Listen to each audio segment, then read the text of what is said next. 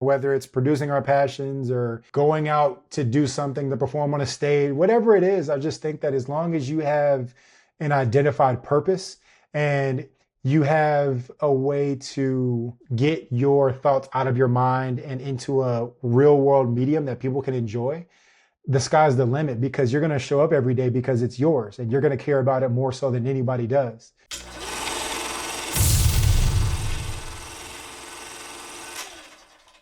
Chris Eversley, welcome to Produce Your Passion. Hey, thanks for having me. I appreciate it. It's been a long time coming in terms of the last 6 or 8 weeks. That you've been giving me some rather splendid life advice. You know, it's really unique how you and I connected. But this is, as much as I criticize social media and technology, this is actually the pretty cool part about it, is doing things like we're doing now, and then also just how we connected in general through social media and the internet. So welcome. No, I appreciate it. Thank you. I'm glad social media is in existence now, because trying to find you on the white pages back in the 90s would have been a little tough. Yeah, that's true. That's true. So, well, I'll get right into it, Chris. For those that don't know you, who are you and what do you do? My name is Chris Eversley. I'm a former professional athlete turned leadership coach. I have a company in which I am dedicated to empowering not only student athletes, but upcoming leaders with the performance mindset techniques for just becoming a better person, becoming a better teammate, manager, partner, friend, spouse, whatever it is that you want to be. I just want people to be the best versions of themselves. And I use sports specifically in my experience to help them become that version. I love that. And just some background for the people. You played at Cal Poly, right? Yes, out here in San Luis Obispo. Been out here in California for 15 years and have not gone back to cold Chicago. So I'm happily wearing shorts in February instead of long johns. Yeah, we're two Illinois guys who are like, we're done with the Midwest cold. No disrespect, of course. Oh no, of course not. Never that. But you can keep your winter time though. Yes. Yes, indeed. So Chris, you have, I'm sure you're going to tell us here, you have a unique story. But you're doing multiple things. You have multiple passions that you produce. So whatever direction you want to take this, what is your Produce Your Passion story? And for you, I will say passions, because you do a lot of things. So what are your stories? Like, what's your Produce Your Passion story, and what inspired you to take action to do it? Right. I think that my journey's been a little chaotic, as you know this, but for our listeners out there who aren't familiar with it, my entire life purpose in my post-athletic career has always been trying to empower other people and motivate them and inspire them to just keep going. And that was my life motto. I really just tell people that the way I operate is the way I play basketball. And that was, I'm going to go to the basket. If I miss, I'm going to get my offensive rebound. I'm going to go back up. If I miss again, I'm going to get an offensive rebound. I'm going to make it. So just that continuous involvement, right? For my basketball fans out there, like a Russell Westbrook type mentality, where it's just, every single night, I'm going to keep coming. I'm going to keep coming. So that's just something that has always resonated with me. And that's been driving me on this journey so far. And that was before the most catastrophic injury I'd ever experienced in my life, being an athlete. So things really took on a bit of a different meaning and accelerated my movement towards my purpose. In September of last year, I was just playing basketball with some friends. I was out on the west side in Santa Monica, just trying to get some late night cardio in before I went to New York the next day for my birthday. And routine play, again, is something I've been doing for decades at this point and professionally. So again, anything that would have happened crazily probably should have happened when I was doing that, when your body's under so much more duress. But made a simple plant in the floor, a non-contact injury. I wasn't trying to dunk on anybody who sells software from 9 to 5 or nothing crazy, but it was just, I planted wrong and my knee pretty much just exploded. And it was at the moment something that I knew was very serious, and it was nothing that, you know how it is when you're an athlete, when you can sleep it off, and when you have to go to the emergency room. And this was an emergency room situation. So luckily I had my girlfriend there at the game, and she took me right to the emergency room right there in Culver City. And I get into the emergency room, and all of a sudden it is a race against time, because for those people out there who don't really know about traumatic knee injuries, the most devastating thing you can do is actually block your femoral artery, because that's in your leg. So your femoral artery branches off to your popliteal artery, which supplies the blood to the lower part of your leg. So for me, that was compromised. It was actually blocked. So in addition to everything else that I would come out to find out in MRIs and scans and angiograms, that artery needed to be rerouted. We needed to do a bypass because from a mathematical standpoint and from a medicinal standpoint, every hour after 12 hours is basically more of your leg that they have to amputate because there's less blood flowing to that part of your body. So that night was pretty much just super hectic. I woke up and around like 4:30 and my vascular surgeon just came in and said, Chris, I don't feel comfortable waiting on this. I don't want to push you out until later in the day because the operating room might be full. We need to get you in right now. So he came in at 4:30. We pushed up to surgery at 6:30. And then I took quite possibly the longest nap of my life of 10 hours for an emergency surgery to keep me here to continue chasing and producing my passion. Wow, man. And again, what a battle you went through. Yes. With that. And for those that don't know, I had a similar injury, but I thought mine was pretty intense until you and I talked, and I'm like, wow, like, whoa. So what are you thinking right when you wake up from that surgery? What's going through your mind? Well, honestly, there was only one thought, and that thought came out of my mouth to my parents, and it was literally, what the hell did they do to me? Because I woke up and I had an external fixator in my leg, which is a pretty big rod externally that expands your entire leg. But the reason being is because they don't want my knee moving any direction that would disrupt that fempop bypass while it was healing. So I was actually in that fixator for, I think I was in that for 5 weeks. And that was all when I was in rehab and all of that stuff. But when I first woke up, it was, okay, first thought is, okay, my leg is still attached. And that's a win right off the bat. I told my surgeon before I went into surgery, I just said, hey, I want to be able to keep my leg and I want to be able to walk again. Everything else is house money. I'm not going to get greedy here. So he told me I'll do my best. So when I woke up with this equipment, I said, well, I guess it was, he did what he held up his end of the bargain. So now I guess I got to handle my end of the bargain. So I really just took that moment to realize that I was very grateful. And I had my parents in the room with me. My dad had flown in from Chicago, and it was just good to wake up and have them be the first people that I saw. I had family and my girlfriend down in the lobby, so people were able to cycle in and out. So to have that immediate support fresh off of a 10-hour surgery that was probably one of the more complex things that any of those surgeons had seen all at one time, I couldn't have asked for a better wake up moment. Yeah. And thank God, the leg was intact. You're able to walk again. I mean, those are blessings within themselves. And I know your injury story, we could talk 5 hours or 6 hours on. Indeed. But after meeting you, seeing all the projects you have going on, I know you were doing stuff before the injury, but are there new ideas and new projects that came out because of this injury that inspired you to produce new passions? Yeah, actually, there's been 2 big projects that have come off of this. I've continued on my side projects, but they just get a little bit less time now because my focus is just a little bit different. But the main project that's come out of this was my newsletter. And, the newsletter is called The Eversley Edge. And I've always enjoyed writing, and I would test it out on social media. Like last year, I would post things on social media to just see how people really liked it and if they resonated with them or anything like that. And I just say, you know what, one day I'm going to take all these things and put them into a book and sell it for, people to use as motivation or whatever. But what I realized was it was too disjointed because it was, a couple sentences here or a post there or a survey here or an experience there. What I wanted was something consistent that I could deliver every single week to use the experiences that I've gone through, good and bad, to help somebody out there, whether they're going through something that is as tragic as my situation or even lighter, but they just want a different perspective. And the thing that makes it uniquely me is because I have this experience as a professional athlete, and I also have this experience as a business owner. So I call it blending the paint. So I blended those 2 paints together, which is the red and the blue. And now I have this newsletter, which is purple, which allows me to create a vision and a painting for people every single Monday at 7 a.m. And it's really good. I was reading up on that. Actually, no, really good details, really good.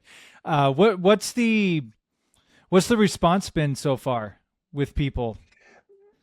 The response has actually been amazing. I got my 5th edition out this morning, actually. Congrats. And thank you. I appreciate that. And I got my first response. And it was something that I really appreciated because, again, I had been posting for 5 weeks and I hadn't really, my parents like it, my friends like it, but I hadn't spoke to anybody just randomly out there in the world that was subscribed.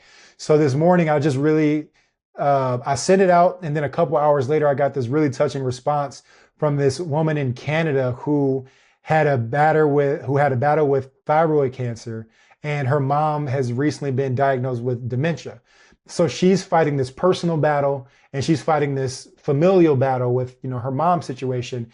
And she just thought that the messaging of today, which was delayed gratification, and you and I know all about that, it is really important. And really just knowing that you have to show up every single day because things are going to be tough. Life is unfortunately unfair and extremely difficult at times, but that's no reason for us to hide and cower. It's actually the part where we grow and become the best version of ourselves because we're growing out of our comfort zone. I'm so glad you shared that because I talk about and produce your passion. Sometimes when we produce these things, it's not for us sometimes. Like it is, but then there's a greater picture with it. Like for example, the person in Canada that needed to hear that story, that needed to hear those words. So I really like what you're doing with it because there's so much, it seems, purpose behind it. Yes. And that's at the end of the day, that's all it is, right? And I think, whether it's producing our passions or, going out to do something, to perform on a stage, whatever it is, I just think that as long as you have an identified purpose and you have a way to get your thoughts out of your mind and into a real world medium that people can enjoy, the sky's the limit because you're going to show up every day because it's yours and you're going to care about it more so than anybody does. Absolutely. And you also have a podcast as well. Yes, I recently joined. I always joke with my friends. I'm just another LA guy in his 30s with a podcast. So welcome to the club. Exactly. That's what I'm saying. We tied up out here. But I didn't realize it was that big of a stereotype. Oh no, man, it is good. Before I got with my girlfriend on Hinge, like all the girls would be talking about, please don't be another man with a podcast here in LA. So people, they've been on us. But no, it was something that, again, all jokes aside, it's something that has been born and was born out of a necessity. And I think that my co-host, Eric, he was a former elite gymnast, and he has a really devastating back situation going on where he's had to have discectomies and he's had to have different types of surgeries just on his spinal column. And he's still dealing with nerve damage to this day. And, we really wanted to create something that was important for people going through it currently, because when you're on the internet, you see a lot of people who have already made it to that end goal or they made it past the finish line, which is great. I love that because that means you've made it to the promised land, metaphorically speaking, right? But for us, we were like, man, we really can't find anybody out there that's showing up and having conversations like, man, I had a tough ass week, bro. Like I got denied an AFO, or my surgery got denied last minute, or these other real world things that happen in the moment. And that's something that we found with the Chronic Couches. We just want to show up every week and let people know that there's a space in the now, not in the future. The injury recovery is a very lonely road, as you and your partner Eric know, and to hear someone else actually talking about not past tense, present tense, it gives you hope, it gives you confidence, it just makes you feel better that, okay, I'm not the only one going through this. There's other people out there. Exactly. And I think it's all from a space of just love and community, right? As with your projects as well. I mean, I know you're very passionate about people, which it shows in your work, it shows in the way that you dress for your podcast. I think that something that we both have in common is the ability to want to bring people together and inspire them to just chase their passions, because you and I also both know that time on this earth is very limited, right? So, you got to kind of use it to your advantage. And that's why, and this episode's unique because you're a person that I can go to these depths with, and I'll get your take. Something personally for me, what really lit a fire under me was that injury I had, because it really showed me. I always tell it was the universe or God's way of showing me, like, yeah, you're not immortal. Like you can be removed from this. So it was almost like my quote unquote halftime, if you will, where I got to realize, like, man, this life is truly a gift. Like we think you have time, you think you're going to have every opportunity. Sometimes you might, but sometimes you won't. So that injury, did that really motivate you to take action? Yeah, it did, in a very illuminating and hopefully not for our audience too morbid of a way. But for me personally, I kept coming back to the thought of, if I would have died in surgery, would I have been happy with the life that I had lived? And I look at it through two lenses, right? I look at it through this selfish lens, which is Chris Eversley and everything I've done. And I look at it as the audience of Chris Eversley. And Chris Eversley had done a lot. Chris Eversley had played professional basketball. Chris Eversley has a college degree. Chris Eversley got to travel the world selflessly. And for this audience, I wouldn't have left enough behind for people to enjoy based on how talented that I've been blessed to be, whether it's, my parents and the gifts that they've given me, the schooling that I had, the experiences that I've had. I hadn't given enough back. So I also think sometimes that is the reason why I am still here, is because there's still more for me to give, as a partner, as a son, as a sibling, as a business owner, as a motivator, as a speaker. There's so many different rooms that I still have to decorate before the house is demolished, right? I love that. That's a great.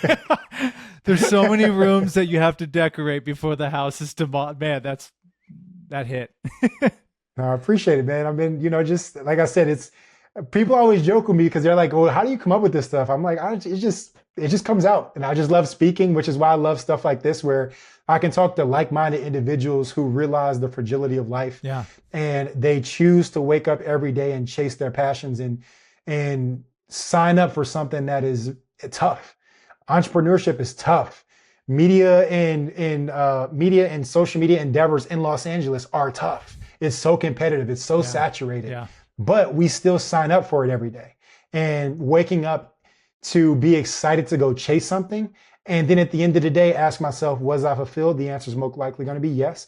And then going to sleep excited to wake up again, because you get to do the same thing over and over again. Yeah, no, absolutely. And I know me personally, after going through my injury and thinking back to some of those times, the recovery, when I am in those spots now, like, frustrated on a YouTube upload or, something of that nature. It's like, I can do this because I did that back then. Just so it helped me a lot with perspective. Mm-hmm. So I'm sure you can definitely relate with that as well.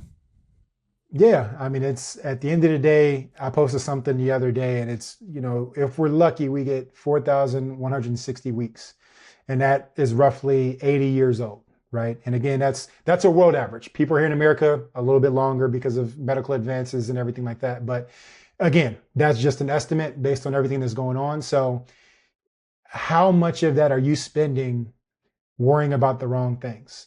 How much of that are you spending not with your family, not with your friends, or chasing this job or chasing this money? Because at the end of the day, none of that matters. That impact that you left with people, your eulogy at your funeral is not going to say, oh, well, Chris had $10 million in his bank account. That eulogy is going to say, damn, Chris Eversley left an impact whenever that time came. So, and he did. There was a track record of him showing up every single day for himself and everybody else around him.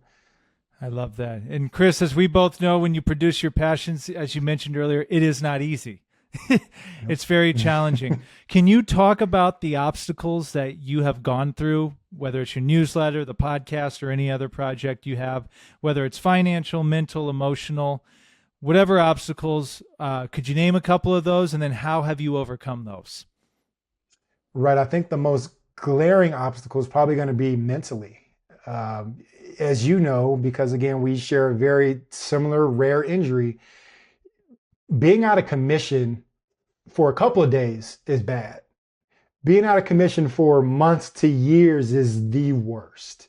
And I hope none of our listeners out there ever have to go through anything like that. But if you do find yourself in it, just know that that mental obstacle is going to be the worst thing that you probably have to go through, because you're going to go to your depths that you didn't even know existed. You're going to have all these things coming at you. You want to call them ghosts, ghouls, demons, whatever they are, repressed memories. You're going to spend so much time just with yourself, where you have to face a lot of mirrors that you didn't think you would ever see again, or things that you have forgotten about. And for me, that came being in the hospital, because I was in rehab for a month after my surgery. And luckily, my parents would come and visit. I have friends come by and visit, but every single day felt like Groundhog Day. And it got to the point where the only way I knew time was passing was because college football would come on, and my mind was just like, oh, college football, Saturday. Okay, another week in the books. But every single day was 8 o'clock, wake up, therapy, go back, sit in the bed, 2 hours, maybe look at something on the internet, play with the Switch a little bit, therapy again, 12 o'clock, therapy again, 3 o'clock. And it's just on this continuous cycle. So that mental hurdle was the toughest. And just how I got out of that was really leaning in on my family and friends that were here.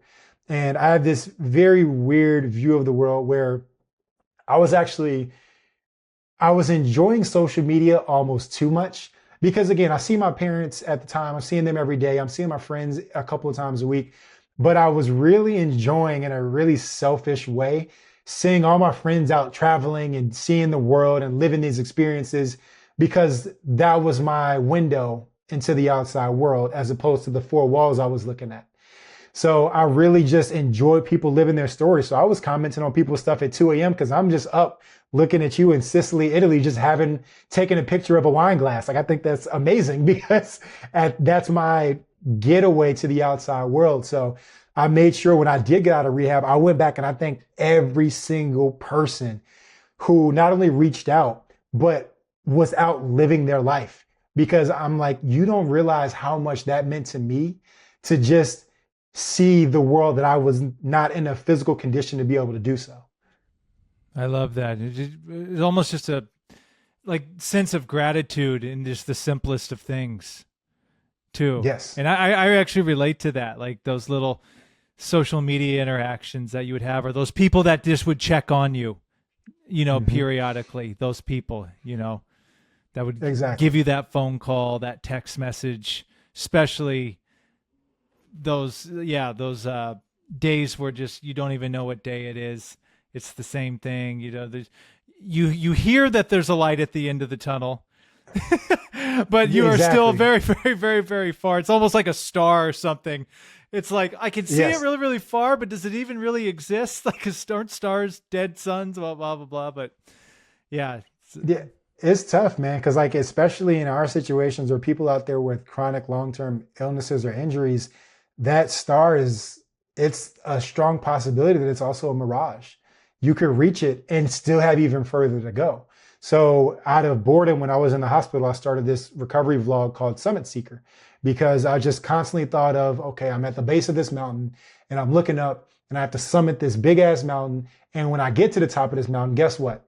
It's another peak behind that I got to go chase now, because I'm thinking, all right, I'm going to be good here. And in the recovery timeline, I'm thinking, oh, all right, close up my fasciotomy, go in there. Oh, the nerve will come back on in 3 months. Like, we're going to be moving and grooving. And then I got to that first summit in December and was like, all right, cool. Like, all right, nerve, where you at? Come on, talk to me.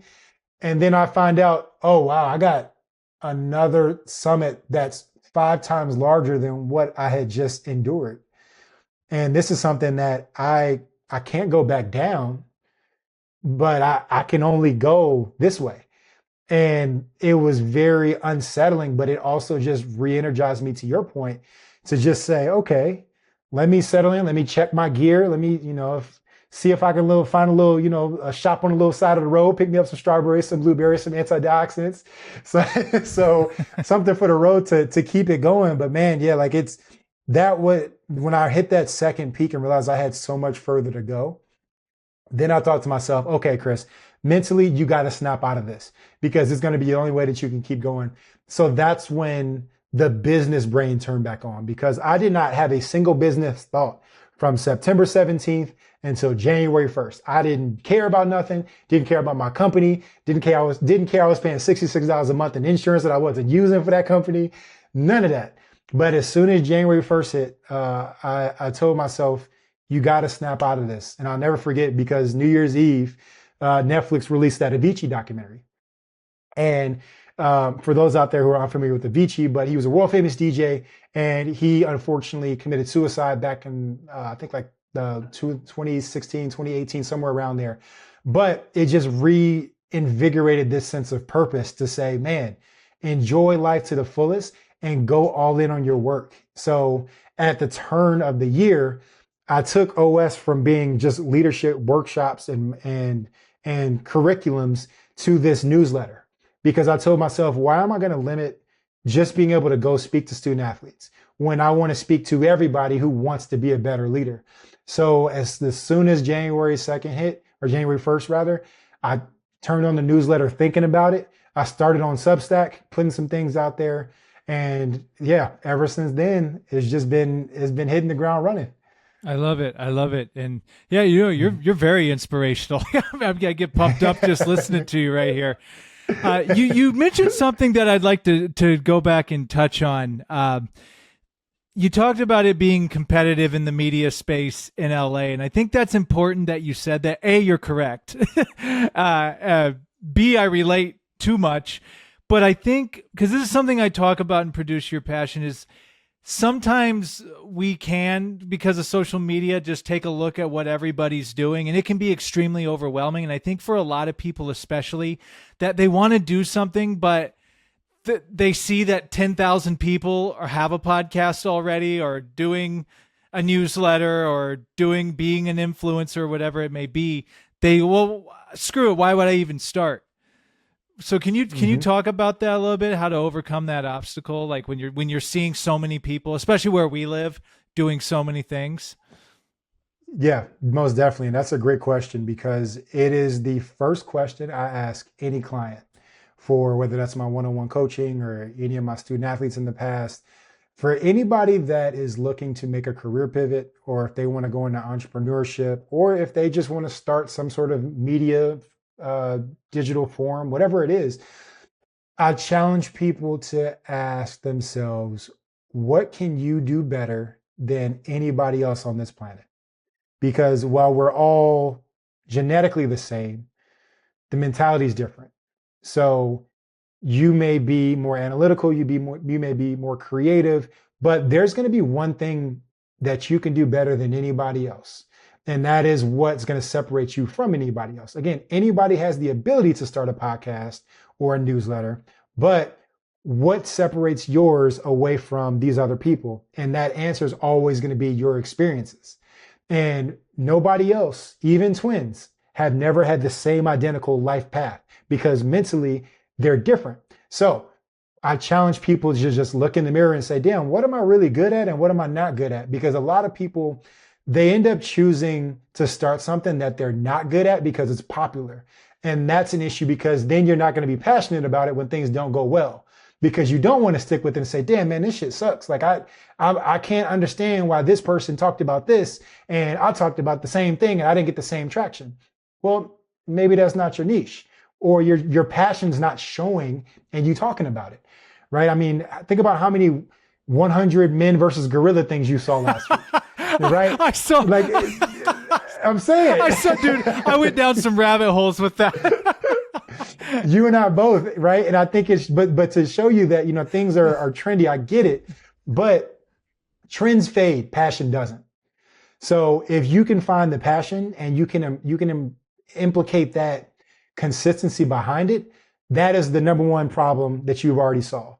The second problem is a little bit more, I don't want to say harsh, but direct. Because again, you can have the greatest idea in the world, but then you come to Chris's question number 2, which is, why would anybody give a damn to pay for it? And in years past, it's a very straightforward question, but now, looming recession, money's tight, credit card debt's at an all-time high, People aren't owning things. So money isn't as flowing around as it was in the past. So now you have to fight even more if you have a paid something, if you're starting a company, if, these types of things. So whether it's money's tight or attention is tight, you're competing and you have to show up for that every single day. So for the summary, it is, what can you do better than anybody else in the world? And why would anybody give a damn to pay you or give you their attention? I love it, man. Dropping gold on the Produce Your Passion podcast this evening. Where else would it be? So you already pretty much answered the next question, part of it at least. So I was going to ask for anybody that's listening or watching this, and whether they want to do something similar to you, start a podcast, or maybe they've been through an injury and they want to help inspire people or start a newsletter, but they haven't taken action on it. Besides what you just said, what advice could you give them? And then my follow-up to that is, for people that are already producing their passions, such as ourselves, but they're getting stuck. They're frustrated. We call it, someone on the podcast called it the muddle, which I thought was great. Stuck in the mud in the middle, if you will. What advice would you have to them to keep going? So for the first group of people, I have a saying that I live by, and that is double check the parachutes and jump. Because if you stay holding on to the plane door, you're never going to jump. And if you never jump, you never know what happens. So again, do everything you need to do. I have a couple of really close friends right now that quit their jobs because they were miserable. Didn't have a job lined up, but they said, I'm going to trust myself. I'm going to make sure my wife is good. I'm going to make sure my daughter is good. And I'm just going to jump out and see what happens. And I couldn't be more happy to hear people doing that, because a lot of people are frustrated, whether they're in corporate or whether they're in entrepreneurship right now. And the common thread between them two is a lot of people are afraid to jump because of that safety blanket that a salaried position brings. It brings you comfort. It brings you stability. But does it bring you fulfillment? And I think for me personally, I'm in a fortunate position now to where I can chase that fulfillment. I'm not saying it's for everybody, but for those of you who wake up every morning and just think, am I maximizing my time here on this earth? Whatever week number I'm at out of the 4160, based on how many I have left, according to that number, how close am I to feeling fulfilled out of 10 on a scale to 1 to 10? Am I, and how far away am I from that? So I think double checking the parachutes and jumping is the only way to ever find out what's on the other side of the launch. You got to jump. You got to try these different things. And for the secondary people on the question, for people who are already in the muddle, if you will, not being afraid to pivot. And a pivot is extremely important for a multitude of reasons, but I'm going to use two very specific examples. One of them you're going to enjoy because you and I have also had this thing going on. But you have these things in life where you have these positions, you're put in these positions to pivot, and you are always in a position to either sidestep an obstacle or do these types of things. And a lot of people get so laser focused on trying to run through the wall that you don't realize that you can have some speed, step a little bit to the left, a Euro step for my basketball players out there, and then still get to the basket on the other side. But sometimes you have to lean a little left or lean a little right to get a perspective on, realize, well, damn, how long is this wall? Like, is this wall 10 feet long? Can I not even get through it? Like, you have to get a different perspective. So pivoting a little bit out the way to say, okay, how does this problem look from multiple angles? And then to make it a little bit more medically, because I want to make this extremely fun for you and I, but the concept of a bypass, right?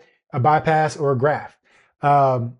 Medically speaking, in the body, when you have a blockage or an occlusion somewhere, you take healthy nerve or healthy vein from a nearby artery or a nerve branch, and you create a bypass to get past the damaged section to restore function or to continue amongst the journey. So in my case, I have scarring inside my nerve, which means electricity is not going to get through the 4.7 inches of scar concrete that prevents me from moving my foot, because it's just not going to get through that. So what happens? You have to create a bypass. I already have one in my knee because of the femoral the FemPop bypass.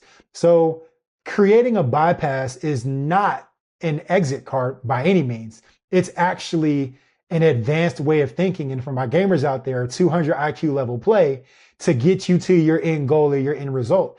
Realizing that, man, maybe sometimes I might have to step around this a little bit, or I got to think about, is my energy being diverted in the best way possible? Because odds are, if you keep running into a wall, something's wrong. And you need to be able to step on the side of that and redirect. Okay, if I spent so much time on this, but it's not working, what can I go to next to get me to the end goal? I love that you said that. Was all great. You know, and I really, you're right about the pivot, and that can be hard too, right, to decipher sometimes, because it's like, I've heard the stories of this person just never gave up for 5 years, and then the one time they did it, everything exploded. But then there's the flip side of that, where you hear exactly what you said. Well, what's the definition of insanity? Really, it's the same thing over and over again, getting the same results. It's like, but yeah, if you have the ability to detach your ego from something, like, well, what if we take all this energy and move it here, and you might get a lot farther along. So there's an art to it. Like, it's like, but no, I think the pivot thing's huge. No one's brought that up yet. So I'm really glad you said that. Yeah, it's important, man. And I think one thing for the listeners out there too is super important to just kind of put the cherry on top is nobody in today's world wants to be seen as wrong or stupid. But the greatest inventions of all time were made from people failing over and over again and not caring about the outside ridicule. So the world is super noisy now for a multitude of reasons. There's plenty of haters in any comment section on any post on Instagram. Same thing on X, on Twitter, whatever it is. There's haters all over the place, but those are the people that have made a decision to not chase something that matters to them. So why would I give a damn about their opinion when I'm waking up every day getting to choose something that I love to do? And at the end of the day, I'm going to choose my journey and my self-confidence and my stubbornness over anybody else's opinion, because that doesn't matter, or that doesn't feed me any sort of motivation. I don't need external energy from these people with these negative antics. I wake up every day ignited by my damn self. So as long as I'm waking up with that, and if you're waking up with that every morning, great. If you haven't found that yet, please sit down, put your phone away for 2 hours on a Saturday. I know it's going to be tough. The weather's about to get nice, but simple exercise. Put your phone down for 2 hours, put it in another room, put it on Do Not Disturb, turn it off. I don't give a damn. Put it away, out of sight. Get a notepad, get a pen, old school, piece of paper, write some shit down. Answer the 2 questions. Who am I? And what can I create that people would enjoy? And that is going to lead you on whatever journey it is. That could be you climbing the corporate ladder. That could be you starting a company. But it's just a hard reset for people because our software gets stuck sometimes. And just like your iPhone, when your iPhone gets stuck, sometimes you got to force shut it down and then it come back. It's up, it reboots, and you're good to go. That's a clip right there. Man, Chris, this has been a treat, man. You gave us a lot of knowledge, a lot of perspective. I really appreciate you sharing everything. Is there any other projects? Do you want to talk any more on your current projects, or any other projects down the pipe that you're looking at producing? Yeah, man, like you said at the beginning, I'm just one of those people who does everything. I realized that a lot of people told me growing up, just focus on one thing. And for 25 years, I tried, and it just wasn't me. And I had to sit with myself and say, damn, no, Chris, you're just one of those people who can do a lot of things at full speed and not feel anxious or weird about it. So leaning into what is my superpower and continuing to show up every Monday for the newsletter for anybody out there in the world, like the lady this morning in Canada. Again, this person's in another country, in another time zone, in another different situation, but we share this common thread of pain and agony and persistence. That is what lights me up every Monday, every single day in regards to like my passion projects. So, to answer your question, the newsletter every single Monday, the podcast every single Tuesday. And, I think those are kind of the 2 major things right now. But when I'm physically able to get up into the world again, I really want to get on stages. and I really want to speak. I want to go to conferences. I want to go to universities. I want to go to these different events to be able to get this energy out of my body and these thoughts out of my mind to help somebody out there to spark a change that they may not see themselves yet. Yeah. Oh, you're going to be phenomenal at that, man. You have a great presence. You have a great, you're very, very articulate, very good examples that people can relate to quickly. So, man, it's onward and upward from here, my friend.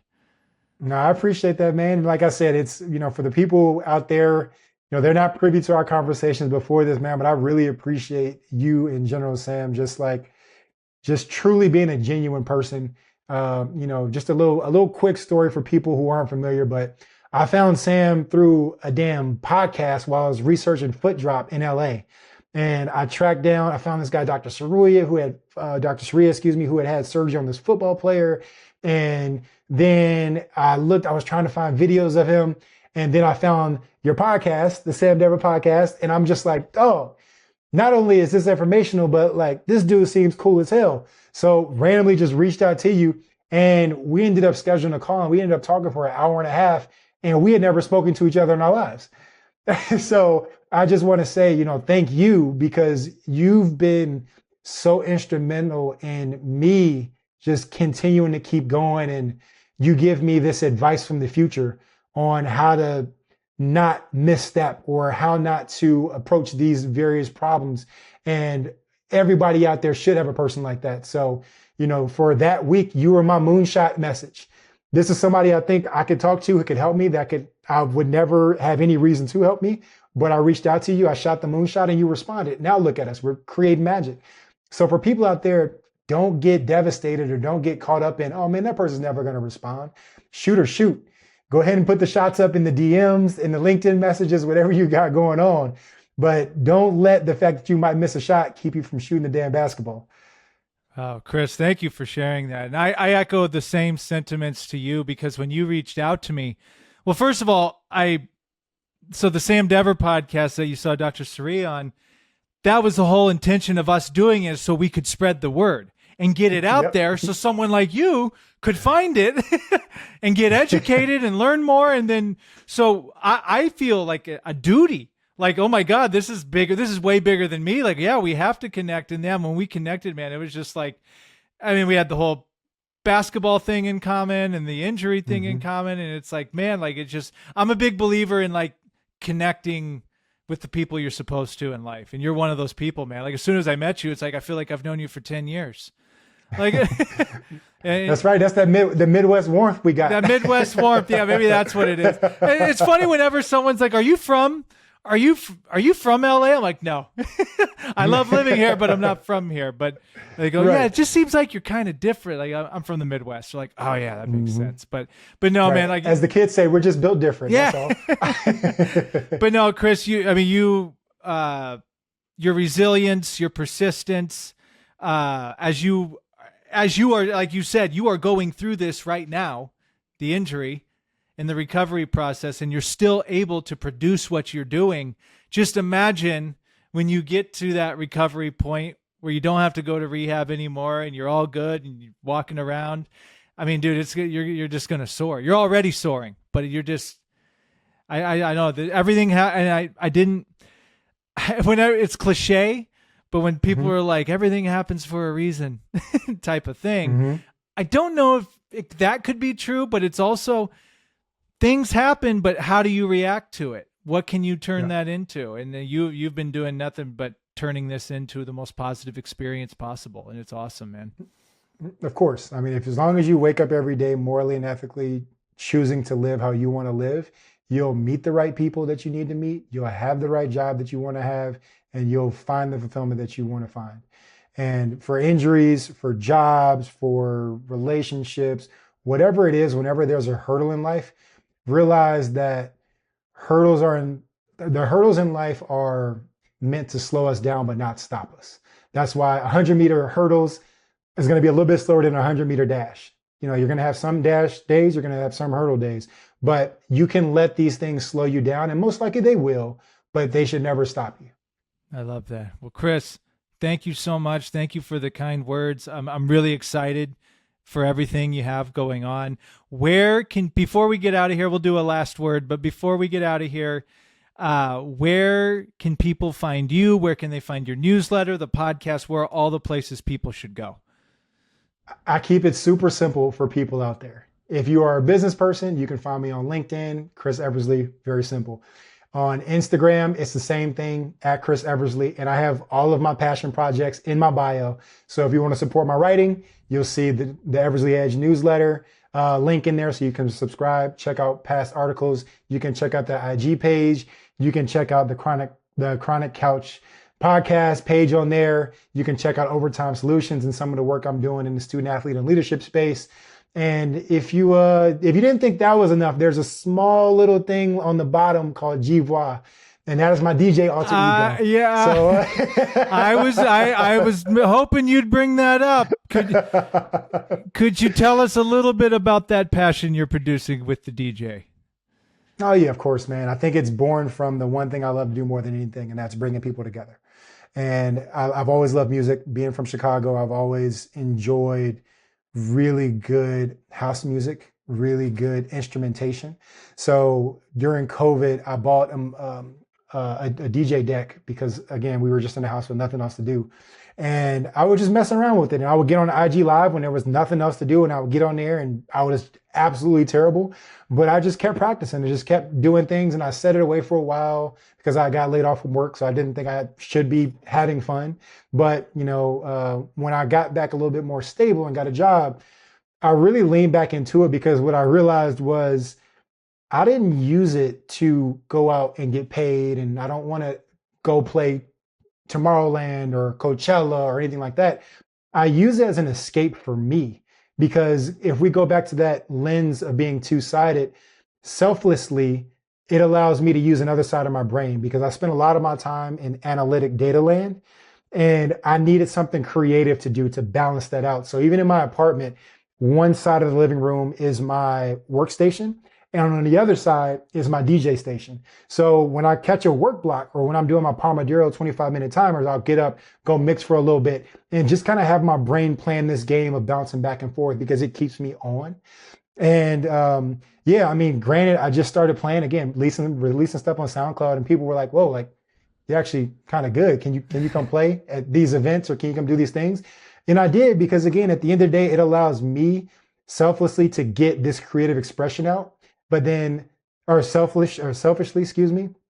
But on the selfless side, it brings people together. So to see people having a good time, because I play a lot of disco and house, a lot of just good vibe, high energy music. So to see people smiling and having a good time, and it really lights me up. So that was something that I found that was non-analytical, but more so on the creative side. And I can't wait till I can stand there for longer than an hour, because Jivois is coming back. Heck yeah, man. I got to touch on this if you got a couple minutes, because you mentioned, of course, you mentioned a couple things there. One, like with the DJ thing, you're producing your passion with that, with no expectation of money. Because with produce your passion, yeah, sometimes there will be money involved. Sometimes you will start a business in that, but then sometimes you just want to do it. And I loved how you gave the example of, like, it's an escape, because I have my own artistic escapes as well. And it just makes you feel good.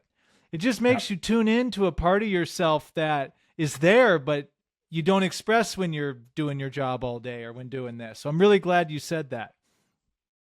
Yeah. I mean, it's important because, again, a lot of times people's creativities get stifled under the pressures of the real world, because the average person is going to spend 9 to 5 at a job. And when they're done, they are either going to be too stressed to go do something creative because their brain power is spent and they've given it to the man.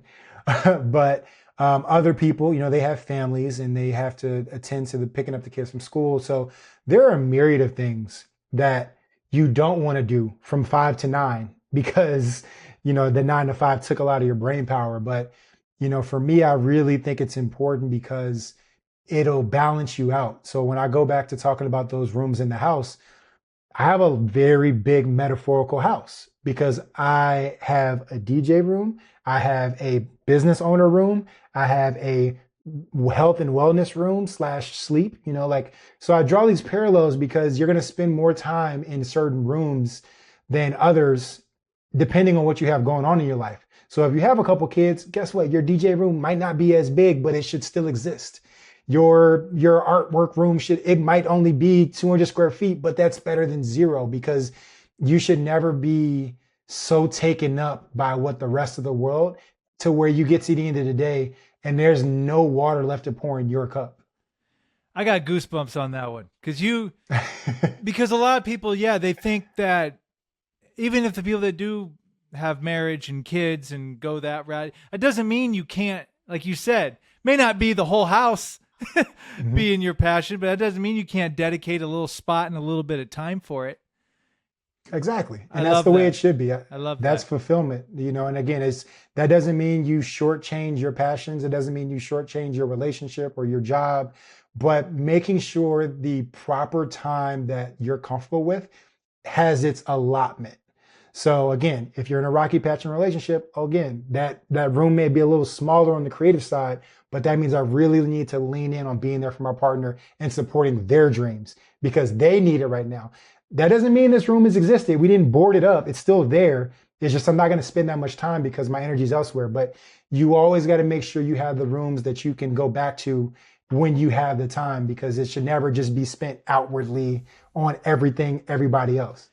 I love that. And then the one last thing I got to touch on that you mentioned, because we haven't talked about this on here. This is maybe for my own self-interest, but I relate to you so much. Like so many people said, man, why don't you just concentrate on one thing? And and the thing is, to some degree, there is a lot of logic and truth in that. It's kind of jack of all trades, master of none type of thinking. But I do feel, and it sounds like you and I are both have this in us, we are just wired a certain way. And a lot of people in LA, I think, have this too. We have so many different skill sets. It's like, why wouldn't I put them all to use? So could you talk a little bit about that? Like just trying to work through that block of like the people that say, oh, you just stick to one thing and be great at that, instead of trying to dabble in all these things. But I'm with you. It's like, no, man, I want it all. Like if I can think it, that means I want to do it, and I should. Right. 100%. 100%. And that's something that is extremely important. And I'm glad you asked, because a lot of people, like you said, do have the same experience, but they just don't know how to go about it, or they have these self or societal limiting beliefs. And I love the fact that you use the jack of some trades, master of none, because that same thought process is a societal construct for people. Because as old as that saying is as old as that mentality is. That hasn't evolved with people and how we want to spend our time nowadays, right? So again, attention spans are shorter, which means you might want to be able to, delve here and there, all these different things. But I think it's important to realize that there's a lot of societal constructs and a lot of hierarchical constructs that are falling. And I think that's extremely important to make sure you're evolving with the times, because we're seeing the resurgence and the growth of the WNBA. We're seeing all of the, women in leadership positions. We're finally seeing women starting to creep up to cents on the dollar that men are making in leadership positions or like at the job position. So people of color getting their right due, and, even outside of the federal things, like it just in general of the world, it's a better place than it was 50 years ago. So I say all that to say, the word I tell people all the time is unboxable. Don't let these decade-old methodologies and ideologies limit what you want to do in your life. If you truly want to get after something, then go for it. I don't think that there's enough stuff outside your bedroom door that's trying to take you down than what's going to happen when you get out of bed, right? So if you wake up in the morning, you're like, you know what? I'm just going to blast through the day because I want to live the life that I want to live. You're going to power through everything that's going to try to take you out. So, for my people out there that are in a 9-to-5 job who want to start creative projects, just make sure you at least try it. What's the worst thing that could happen? You might not have this superpower of being able to do multiple things at one time, but you won't know until you try, which is why I tell people double check the parachutes and jump. right? So to summarize that, man, I just really want everybody to maximize who they are, maximize their gifts, and don't let these old sayings or methodologies or ideologies be limiting, because the world's negative enough as it is. So you got to be as positive as you can be when you wake up in the morning and take that first step out of bed. Boy, this episode was one for the ages, man. Like it's gonna be.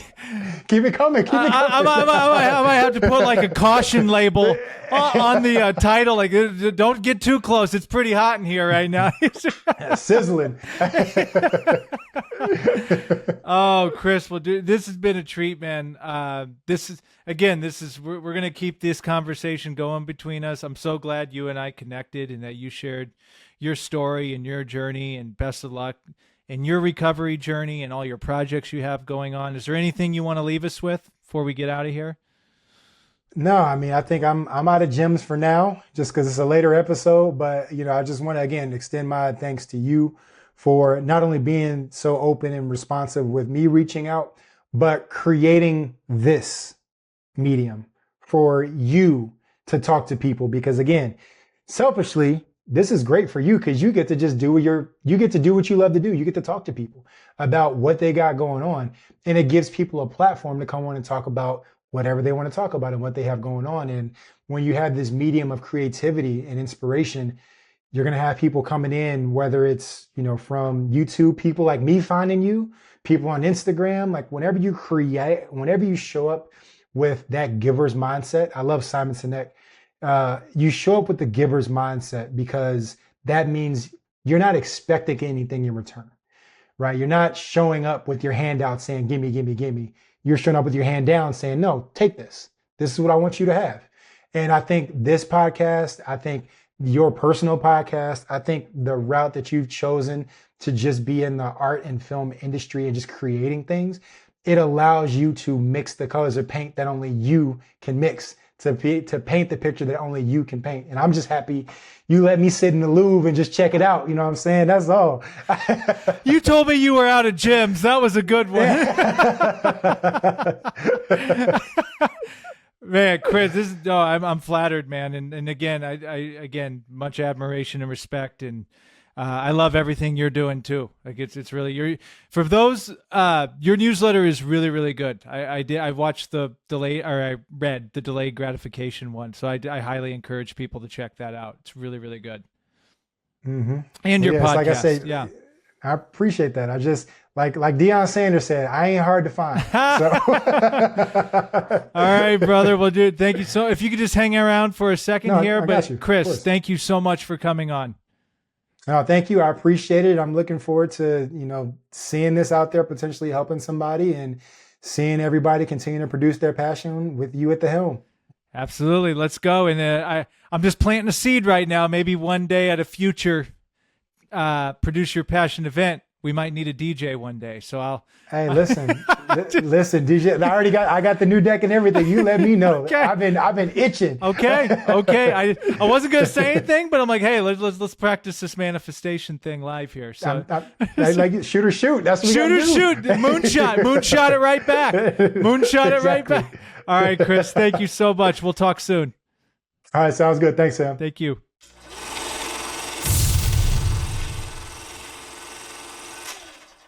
Thank you for tuning in. To learn more, go to produceyourpassion.com.